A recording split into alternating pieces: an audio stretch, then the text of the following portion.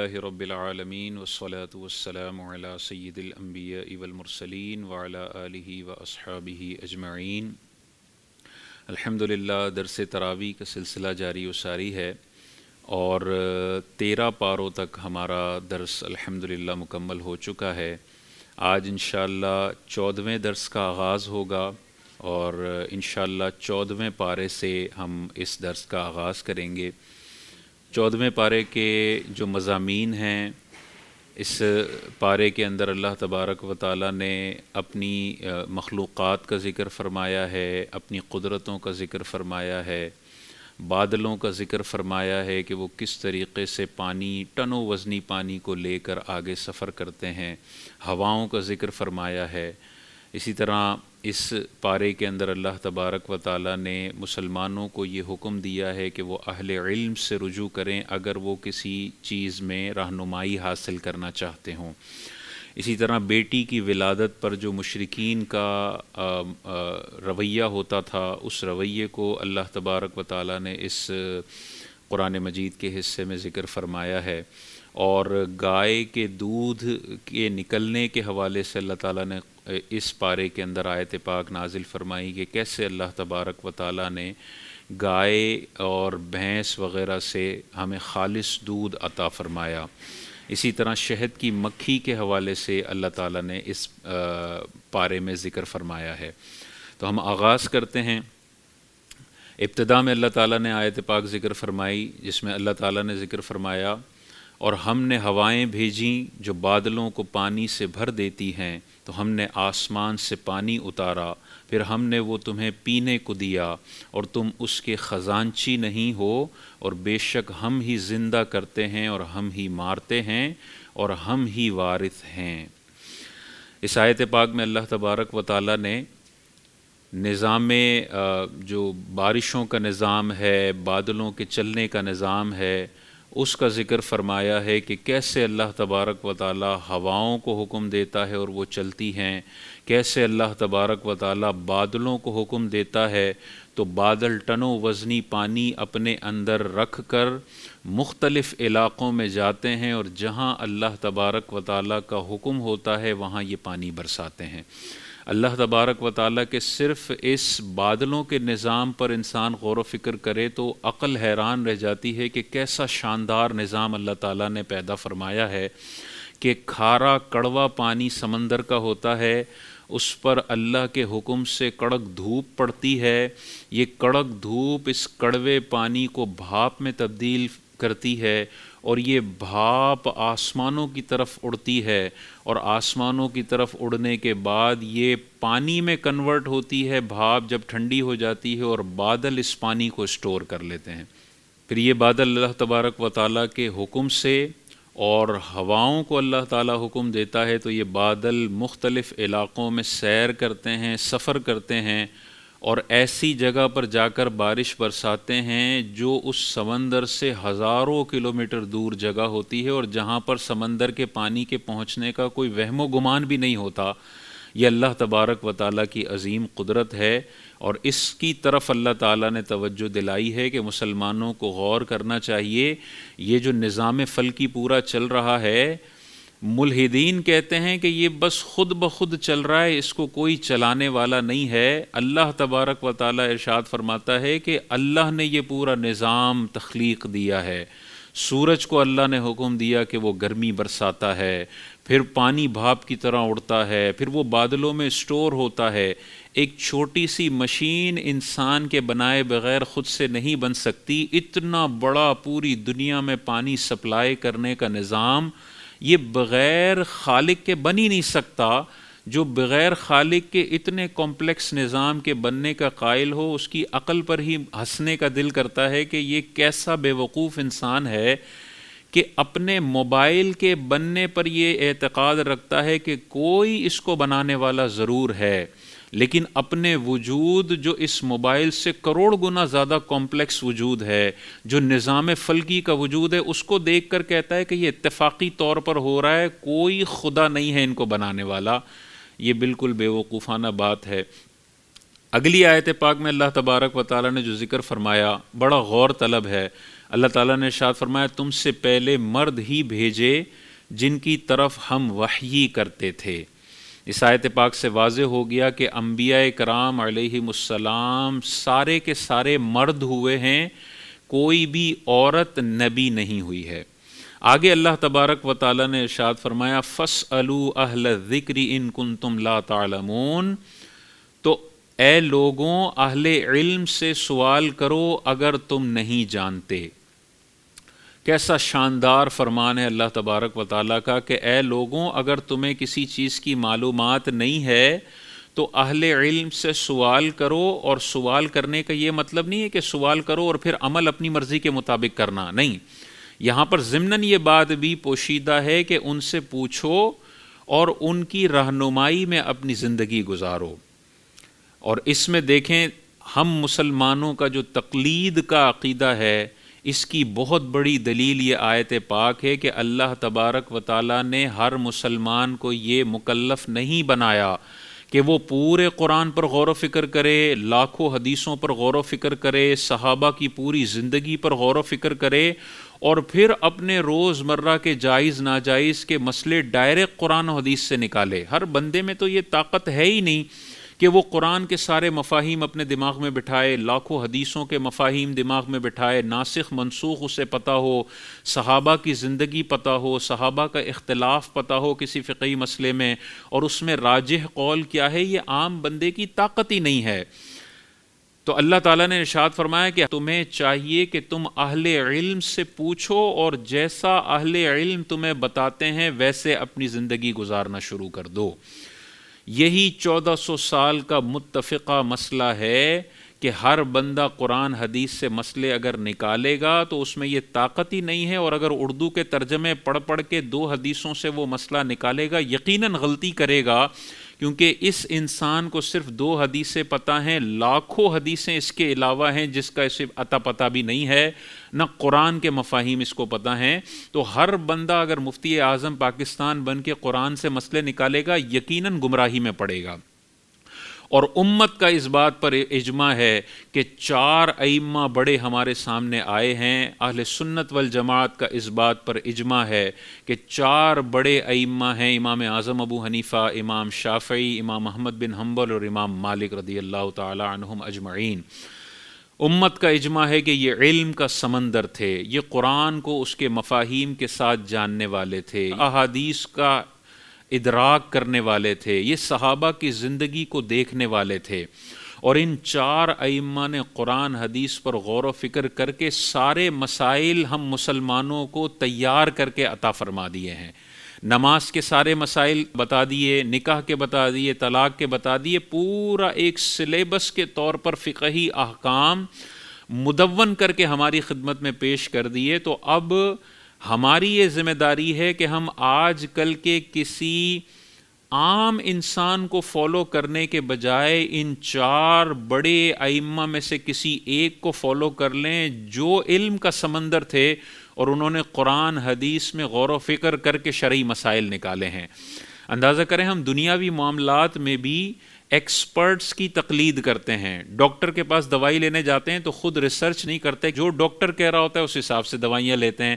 Carpenter کی بات ہم مانتے ہیں، اس میں اپنی عقل کے گھوڑے نہیں دوڑاتے۔ انجینئر ہو گیا، چارٹرڈ اکاؤنٹنٹ ہو گیا، دنیا بھر کی جو ماہر فیلڈز ہیں اس میں ہم ماہرین کی بات مانتے ہیں، اپنی ریسرچ نہیں کرتے، کیونکہ ہمیں پتہ ہے ہماری اتنی قابلیت ہی نہیں ہے کہ ہم ان کے مقابلے میں اپنی کوئی رائے پیش کر سکیں۔ لیکن دین ایسی چیز ہے کہ ہر دوسری گلی میں ایک بندہ بیٹھا ہوتا ہے اور کہتا ہے کہ پچھلے 1400 سال کے علماء وہ ساری غلط تشریحاں کر کے گئے ہیں، آج میں اردو کی کتابیں پڑھ کے آپ کو بتاؤں گا کہ اصل دین کیا ہے۔ اور پھر وہ کہتے ہیں ان 4 اماموں کی تقلید نہ کرو، میں جو قرآن حدیث کا نچوڑ پیش کر رہا ہوں اس کی تقلید کرو۔ تو ہر بندے کو غور کرنا چاہیے، یا تو ان 4 اماموں میں سے کسی ایک کی تقلید کر لے، اور اگر وہ ان 4 اماموں کی تقلید نہیں کر رہا تو وہ حقیقتاً ہزاروں ایسے جاہلوں کی تقلید کر رہا ہے جن کو نہ قرآن کا پتہ ہے اور نہ حدیث کا پتہ ہے۔ وہ قرآن حدیث کو فالو کروانے کے نام پہ اپنے پیچھے چلا رہے ہوتے ہیں اور اپنی تشریحات کی بیس پہ لوگوں کے اندر گمراہی پھیلا رہے ہوتے ہیں۔ اس حوالے سے ہمیں غور کرنا چاہیے۔ اس پر یہ بھی اعتراض ہوتا ہے کہ تقلید تو امام اعظم ابو حنیفہ سے شروع ہوئی جو 80 ہجری کی پیدائش ہیں، صحابہ کو دیکھنے والے ہیں۔ امام اعظم ابو حنیفہ سے پہلے صحابہ کس کی تقلید کیا کرتے تھے؟ اس کا آسان سا جواب ہے کہ صحابہ کو تقلید کرنے کی ضرورت نہیں تھی، وہ تاجدار کائنات کو دیکھتے تھے اور ان کی زندگی کے مطابق اپنی زندگی کو ڈھالنے کی کوشش کیا کرتے تھے، انہیں تقلید کی ضرورت نہیں تھی۔ صحابہ کو بھی آپس میں اگر کسی مسئلے میں کوئی مسئلہ ہوتا تھا، کوئی مسئلہ نکالنے میں پرابلم ہوتی تھی، وہ مجتہد صحابہ سے پوچھ لیا کرتے تھے۔ تقلید کی ضرورت ہم مسلمانوں کو ہے کہ ہم ڈائریکٹ قرآن سے مسئلہ نہیں نکال سکتے، ہزاروں حدیثیں ڈائریکٹ آیت سے مسئلہ نہیں نکال سکتے، ہمیں ایک دینی ماہر چاہیے جس نے قرآن حدیث میں غور و فکر کر کے ساری زندگی لگا کے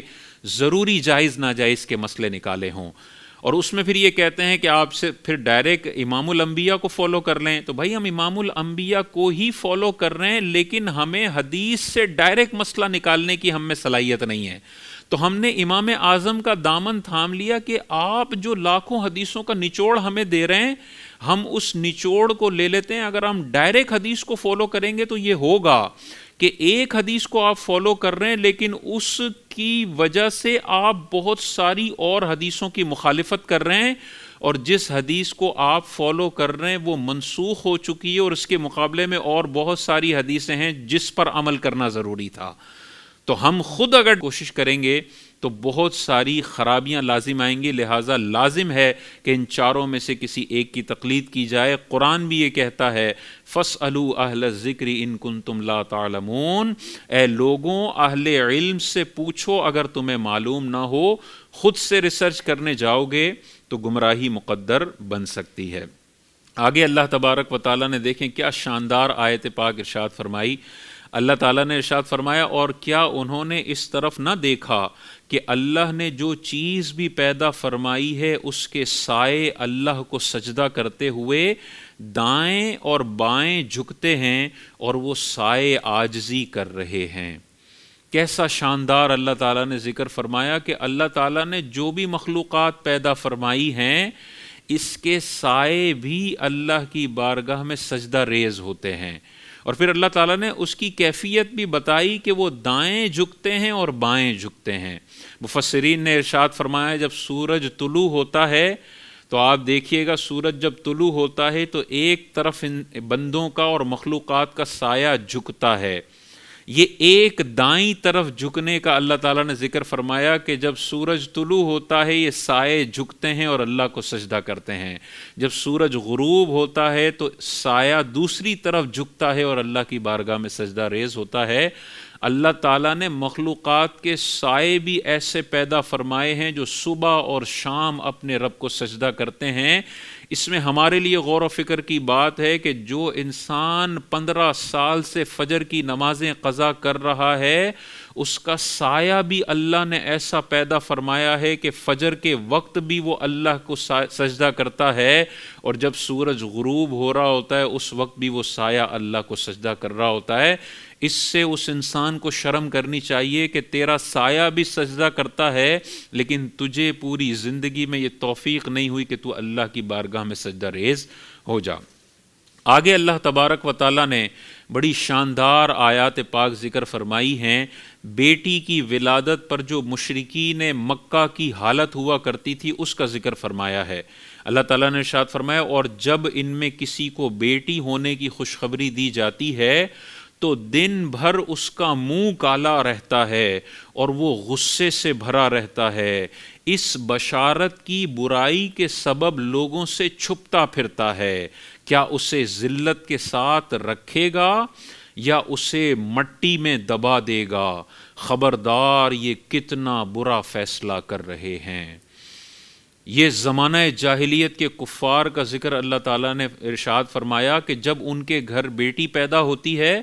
تو ان کے چہرے کالے پڑ جاتے ہیں، اور اس بیٹی کی خوشخبری کی وجہ سے وہ لوگوں سے چھپتا پھرتا ہے۔ اور اللہ تعالیٰ ارشاد فرماتا ہے یہ غور و فکر کرتا ہے بندہ، جب بیٹی پیدا ہوتی ہے تو وہ غور و فکر کرتا ہے۔ کیا غور و فکر کرتا ہے؟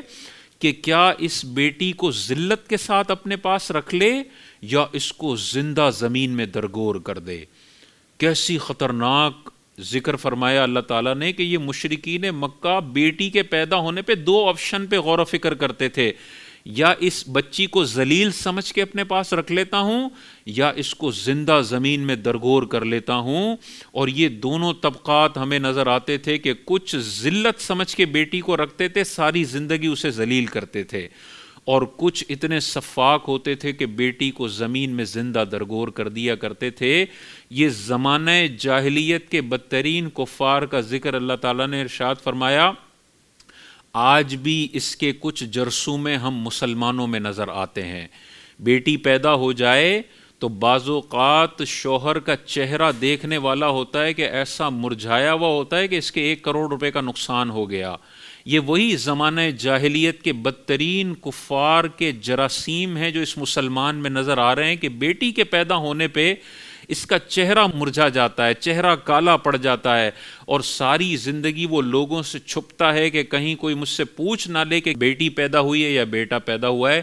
یہ حضور علیہ السلام کے دور کے بدترین کافروں کی علامات ہیں. خدارا اس نعمت کی قدر کرنے کی ضرورت ہے اور اس پہ خوش ہونے کی ضرورت ہے. بیٹیاں اللہ تبارک و تعالیٰ نے بہت شاندار نعمت انسان کو عطا فرمائی ہے. تاجدار کائنات نے دیکھیں کیا ارشاد فرمایا. حضور علیہ السلام نے ارشاد فرمایا، ابو داؤد شریف کی حدیث پاک ہے، آقا کریم علیہ السلام نے ارشاد فرمایا، جس شخص کے یہاں بیٹی پیدا ہو اور وہ اسے زندہ درگور نہ کرے، دوسرا اسے ذلیل نہ سمجھے، تیسرا اسے اپنے بیٹے پر ترجیح نہ دے، بیٹے کو بیٹی پر ترجیح نہ دے، تو اللہ تبارک و تعالیٰ اسے جنت میں داخل فرمائے گا. یعنی بیٹی پیدا ہو تو اس سے ذلیل بھی نہ سمجھے، اسے زندہ درگور بھی نہ کرے، اور اپنے بیٹے کو بیٹی پر فضیلت نہ دے بلکہ دونوں کو برابر مرتبہ دے، تو اس بیٹی کی پیدائش اور پرورش پر اللہ تعالیٰ نے اس کے لیے جنت کا پروانہ جاری فرما دیا ہے. اسی طرح دیکھیں ایک اور حدیث پاک مسلم شریف کی حدیث ہے،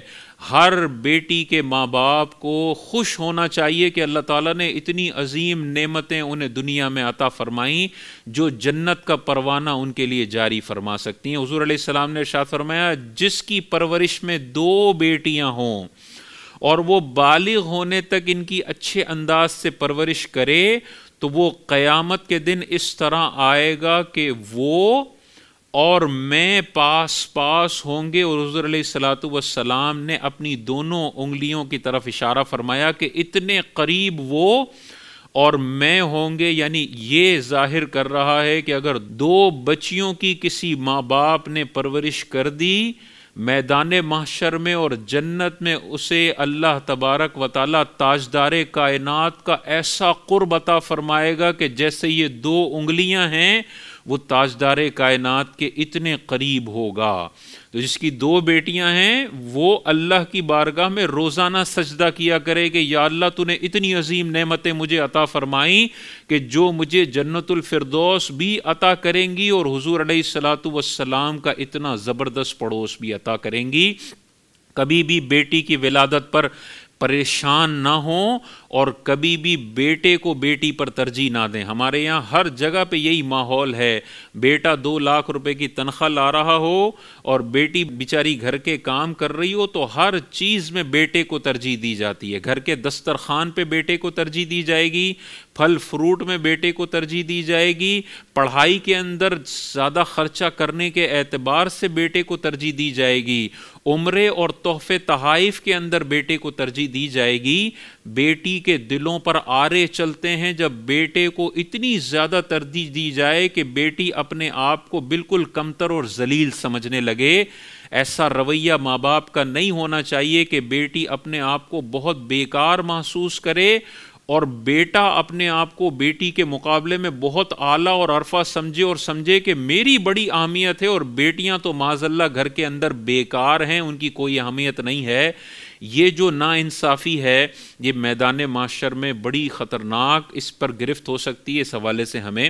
غور کرنا چاہیے. آگے اللہ تبارک و تعالیٰ نے بڑا شاندار ذکر فرمایا خالص دودھ کی پیداوار کا. اللہ تعالیٰ نے کیا ارشاد فرمایا؟ اور بے شک تمہارے لیے مویشیوں میں غور و فکر کی باتیں ہیں. غور و فکر کی باتیں مویشیوں میں. آگے اللہ تعالیٰ ارشاد فرماتا ہے وہ باتیں یہ ہیں کہ ہم تمہیں ان مویشیوں کے پیٹوں سے گوبر اور خون کے درمیان سے خالص دودھ نکال کر پلاتے ہیں جو پینے والے کے گلے سے آسانی سے اترنے والا ہے۔ کیسی پیاری آیت اللہ تعالیٰ نے ذکر فرمائی کہ تم مویشیوں میں غور و فکر کرو، مویشیوں میں تمہارے لیے بڑی نشانیاں ہیں کہ دیکھو اللہ تعالیٰ نے ان کے گوبر کا ایک نظام رکھا ہے، ناپاک خون کا ایک نظام رکھا ہے، اور ان دونوں گندگیوں کے درمیان اللہ تبارک و تعالیٰ نے قیامت تک کے لوگوں کے لیے خالص دودھ پیدا فرمایا ہے جو تمہارے گلے سے آسانی سے اتر جاتا ہے۔ اتنی پیاری طریقے سے اللہ تعالیٰ نے مویشیوں پر غور و فکر کرنے کا ہمیں کہا ہے۔ ہم روزانہ دودھ لیتے ہیں نا، 1 کلو 2 کلو 3 کلو، ایک دفعہ ٹھنڈے دماغ سے اس آیت پر غور کیجئے گا کہ اللہ تعالیٰ کی کیسی قدرت ہے۔ گوبر کے قریب ہی اللہ تعالیٰ نے ایسا نظام پیدا فرمایا ہے جو خالص دودھ گائے اور بھینس سے پیدا فرماتا ہے، اور کیسی شاندار غذائیت دودھ فراہم کرتا ہے۔ انسان کچھ کھائے نہ کچھ پیے نہ، یہ دودھ اکیلا انسان کی پیاس بھی بجھا سکتا ہے اور ساری غذائی ضرورتوں کو بھی پورا کر سکتا ہے۔ ایسی شاندار غذا اللہ تعالیٰ نے کیسے پیدا فرمائی؟ گوبر اور خون کے درمیان سے پیدا فرمائی۔ آگے دیکھیں اللہ تعالیٰ نے کیا ارشاد فرمایا، یہ دودھ تمہارے گلے سے آسانی سے اتر جاتا ہے۔ یہ بھی اللہ تعالیٰ کی کتنی بڑی نعمت ہے کہ ہم دودھ پیتے ہیں اور گلے میں اٹکتا نہیں ہے اور آسانی سے نیچے اتر جاتا ہے۔ ہم صرف اس ایک گلے سے اترنے والی نعمت پر اللہ تعالیٰ کا شکر ادا کریں تو ساری زندگی انسان سجدہ کرتا رہے۔ اس ایک نعمت کا بدلہ انسان دینے کے قابل نہیں ہے جو گلے سے اترنے والی نعمت ہے۔ اس نعمت کی قدر اگر معلوم کرنی ہو تو ان لوگوں سے جا کے پوچھیں جن کے گلے میں نلکیاں لگی ہوئی ہیں، کیونکہ گلے سے وہ پانی اتارنے کی بھی صلاحیت نہیں رکھتے ہیں۔ گلا اتنا خراب ہو گیا ہے کہ پانی بھی گلے سے آسانی سے نہیں اترتا۔ اس گلے کی نعمت پر غور و فکر کرو۔ تم اتنی بوٹیاں کھاتے ہو، تم اتنے گوشت کھاتے ہو، تم اتنی غذائیں کھاتے ہو، آرام سے یہ گلے سے نیچے اتر جاتی ہے۔ پورا اسٹمک کا نظام تمہارا صحیح چل رہا ہے، اس میں جو بیکار چیز ہوتی ہے وہ جسم سے باہر بھی نکل جاتی ہے۔ صرف پیشاب انسان کا بند ہو جائے نا تو اربوں روپے کی دولت دینے کے لیے انسان تیار ہو جائے کہ یا اللہ پیشاب نکلنے کی نعمت مجھ سے چلی گئی ہے، یا اللہ یہ ایک نعمت مجھے عطا فرما دے، میں اپنی کھربوں روپے کی جائیداد دینے کے لیے تیار ہوں۔ لوگ بڑی ناشکریاں کرتے ہیں کہ ہمارے پاس بنگلہ نہیں ہے، گاڑی نہیں ہے، موبائل نہیں ہے۔ بھائی تم اپنے جسم پہ غور کرو، گلے سے جو تم پانی کا گھونٹ اتارتے ہو نا، یہ ایک گھونٹ اربوں روپے کے مقابلے میں زیادہ اہمیت رکھتا ہے۔ تم جو دن میں 3-4 دفعہ پیشاب کرتے ہو، یہ ایک دفعہ پیشاب کا نکلنا اتنی بڑی نعمت ہے، اس کی قدر تم ان لوگوں سے پوچھو جو تڑپتے ہیں جب ان کا پیشاب بند ہو جاتا ہے اور نیچے نلکیاں لگی ہوتی ہیں جس سے پیشاب نکلتا ہے۔ اس حوالے سے ہمیں غور کرنا چاہیے۔ آخر میں اللہ تبارک و تعالیٰ نے شہد کی مکھی کا ذکر فرمایا، اور کیسے شاندار انداز میں اللہ تعالیٰ نے شہد کی مکھی کا تذکرہ فرمایا ہے۔ یہ ساری آیتیں دیکھیں، کبھی اللہ تعالیٰ فرماتا ہے بادل پہ غور کرو، کبھی ہواؤں پہ غور کرو، کبھی مویشیوں پہ غور کرو، کبھی خالص دودھ پہ غور کرو۔ یہ ساری چیزیں اس لیے ہیں کہ انسان ہر وقت یہ غور کرے کہ میں چاروں طرف سے اللہ تعالیٰ کی عظیم نعمتوں میں گھرا ہوا ہوں، میں ساری زندگی سجدہ کرتا رہوں تب بھی اللہ کی ایک نعمت کا جواب نہیں دے سکتا، ایک نعمت پر میں شکر ادا نہیں کر سکتا۔ یہ ساری آیتیں پڑھیں گے تو ہمیں پتہ چلے گا کہ ہمارا رب کتنی قدرتوں اور عظمتوں والا ہے اور ہمیں کس دل لگی کے ساتھ اس کی عبادت کرنی ہے۔ اللہ تعالیٰ نے شہد کی مکھی کے حوالے سے ارشاد فرمایا، اور تمہارے رب نے شہد کی مکھی کے دل میں یہ بات ڈال دی کہ پہاڑوں میں اور درختوں میں اور چھتوں میں گھر بناؤ، پھر ہر قسم کے پھلوں میں سے کھاؤ اور اپنے رب کے بنائے ہوئے نرم اور آسان رستوں پر چلتی رہو، اور اس کے پیٹ سے ایک پینے کی رنگ برنگی چیز نکلتی ہے، اس میں لوگوں کے لیے شفا ہے، بے شک اس میں غور و فکر کرنے والوں کے لیے نشانیاں ہیں۔ کیسی شاندار اللہ تعالیٰ نے پورا شہد کی مکھی کا اسٹرکچر بتایا کہ اللہ نے اس کے دل میں یہ بات ڈالی ہے کہ مختلف علاقوں میں جا اور مختلف چیزوں کا رس چوس، اور پھر اللہ تعالیٰ نے اس کے لیے آسان رستے بنائے ہیں۔ اور اللہ تعالیٰ نے یہاں ذکر فرمایا کہ اللہ کے نرم اور آسان رستوں پر چلتی رہے۔ سائنسدان کہتے ہیں کہ جب ایک مکھی، شہد کی مکھی، اپنے چھتے سے نکلتی ہے اور مختلف علاقوں میں پھولوں کا رس چوستی ہے تو بعض اوقات وہ سینکڑوں کلومیٹر تک سفر کر جاتی ہے یہ رس چوسنے کے لیے، لیکن اللہ تعالیٰ نے اس کو کیسی جی پی ایس ٹیکنالوجی دی ہے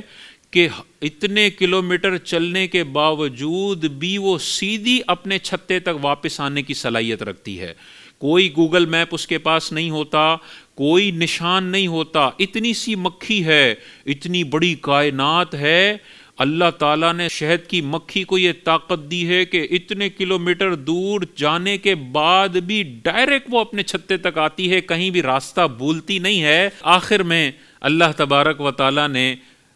بڑی پیاری آیت پاک ذکر فرمائی، جس کے بعد پھر ہم اس آج کے درس کو کمپلیٹ کریں گے۔ اللہ تعالیٰ نے ذکر فرمایا، اور ہم نے اے حبیب تم پر قرآن اتارا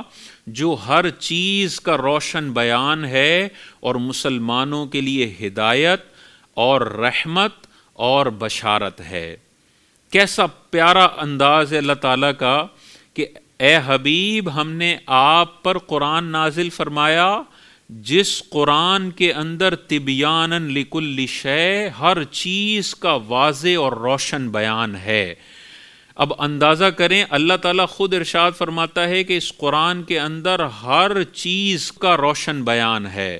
اور دوسری طرف اللہ تعالیٰ ارشاد فرماتا ہے الرحمن علم القرآن، رحمان وہ ذات ہے جس نے اے حبیب آپ کو قرآن مجید سکھایا ہے۔ یہ قرآن سے واضح طور پر ہمیں بڑی بڑی آیات نظر آتی ہیں جس میں تاجدار کائنات کے علم کا ذکر ہے۔ علم مصطفیٰ کی وسعتوں کو ذکر کرنے کے بعد اللہ تبارک و تعالیٰ نے اگلی آیت میں دیکھیں کیا شاندار ذکر فرمایا۔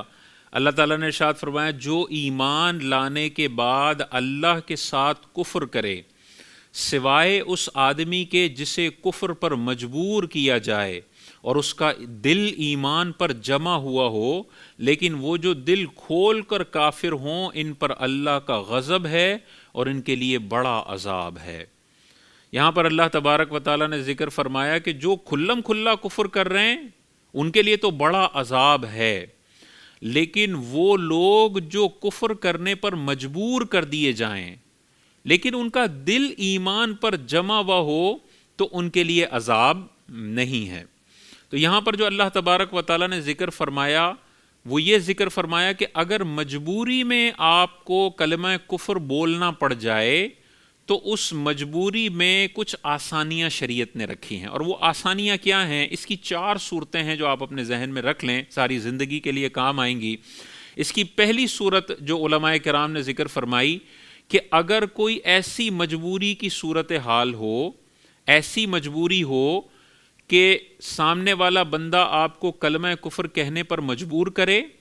اور اگر کلمہ کفر آپ نہ کہیں تو وہ جان سے مارنے کی دھمکی دیتا ہے یا عضو تلف کرنے کی دھمکی دیتا ہے، اور آپ کو یقین یا گمان غالب ہے کہ جو کہہ رہا ہے وہ کر گزرے گا، یعنی سچی دھمکی ہو، اس کو ہم کہتے ہیں اکراہ شرعی۔ اگر اکراہ شرعی میں کوئی آپ کو کفریہ کلمہ بولنے کا کہہ رہا ہے اور آپ کا دل ایمان پر جمع ہوا ہے اور آپ منہ سے کلمہ کفر کہہ دیتے ہیں تو ایسی صورت میں منہ سے کلمہ کفر کہنے سے آپ کافر نہیں ہوں گے، دل میں ایمان جمع ہوا ہونا چاہیے۔ یہ پہلی صورت ہے۔ دوسری صورت یہ ہے کہ اگر اکراہ شرعی ہو گیا، گن پوائنٹ پہ آپ کو کفریہ کلمہ کہنے کا کوئی کہہ رہا ہے اور آپ کو یقین ہے کہ مار دے گا اگر میں نے کفریہ کلمہ نہیں کہا، تو آپ کے لیے کفریہ کلمہ بولنا جائز ہے اس صورت میں کہ آپ کا دل ایمان پر جمع ہوا ہو تو آپ کافر نہیں ہوں گے۔ لیکن آپ عزیمت پر عمل کرتے ہیں اور کفریہ کلمہ نہیں کہتے اور آپ کو سامنے والا مار دیتا ہے تو یہ شہادت کی موت ہے، انشاءاللہ آپ شہید مرے ہیں اور میدان محشر میں اس حالت میں آپ اٹھیں گے کہ آپ شہید کیے گئے تھے۔ یہ دوسری صورت ہے کہ مارا جائے تو شہید کہلائے گا۔ تیسری صورت یہ ہے کہ اکراہ شرعی تو ہو گیا، یعنی گن پوائنٹ پہ ایسی خطرناک دھمکی ہے کہ جو کہہ رہا ہے وہ کر گزرے گا، اور بندے نے کفریہ کلمہ بولا لیکن اس کا دل بھی اس کفریہ کلمہ کے ساتھ راضی ہو رہا ہے، تو اب یہ دائرہ اسلام سے خارج ہو جائے گا،